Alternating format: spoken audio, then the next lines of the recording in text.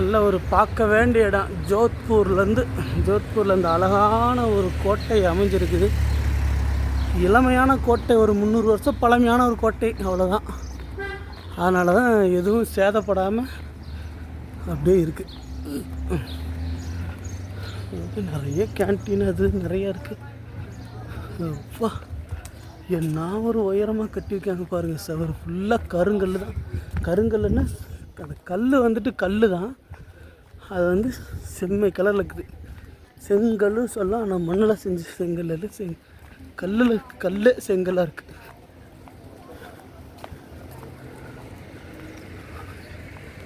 Sir கட்டியிருக்கான் பாருங்க sir, ஒரு உயரத்தை வையால.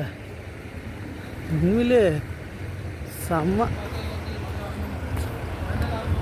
எவ்வளோ பணம் செலவு பண்ணி ரெனோவேட் பண்ணியிருக்கான் பாருங்கள் சார். இது எல்லாமே அவங்க செலவு பண்ணியிருக்காங்க.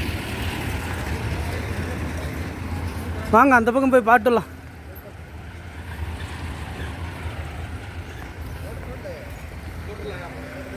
அழகான ஒரு இடம், உண்மையிலேயே பார்க்கக்கூடிய இடம். இந்தியாவில், அதுவும் ராஜஸ்தானில் இந்த மாதிரி ஒரு இடம். அதாவது கோடிக்கணக்கில் பணம் போட்டு எல்லாத்தையும் வந்து ரெனோவேட் பண்ணியிருக்காங்க. எல்லாத்தையும் பார்க்கிங்க்கு எல்லாமே கல்லுலேயே. இந்த கல் வந்து கொஞ்சம் செம்ம கலரில் இருக்குது. செம்ம கலர், ஒரு சிகப்பும் பழுப்பும் நிறைந்த ஒரு கல். செம்மையாக இருக்கிற கல் தான். ஆனால் வந்துட்டு மண்ணில் செஞ்ச கல் இல்லை, இந்த மாதிரி கல் தான். எல்லாமே கல் தான் கட்டியிருக்காங்க. இந்த சவர் போகுது பாருங்கள், எங்கெங்கேயோ போகுது இந்த சவர். இதை வந்துட்டு கோட்டை நகரம் என்று கூட சொல்லலாம். கோட்டை நகரம் வந்து நகரங்களோட அமைப்பு பல விதமாக இருக்குது. ஆறு சார்ந்த நகரம்,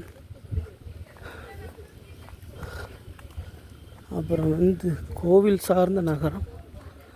இது வந்து பார்த்திங்கன்னா கோட்டை நகரம். கோட்டை நகரம், இந்த கோட்டையை சுற்றி தான் மொத்த நகரமே அமைஞ்சிருக்கு.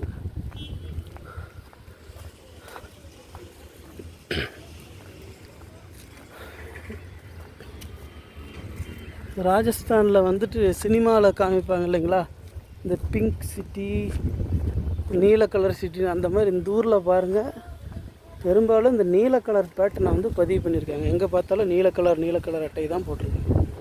இது இவங்களாம் வந்துட்டு இந்த மாதிரி ஒரு கல்ச்சர் இந்த ஊரில். இந்த மாதிரி அழகாக ஒரு ஊரோட இது இருக்குது.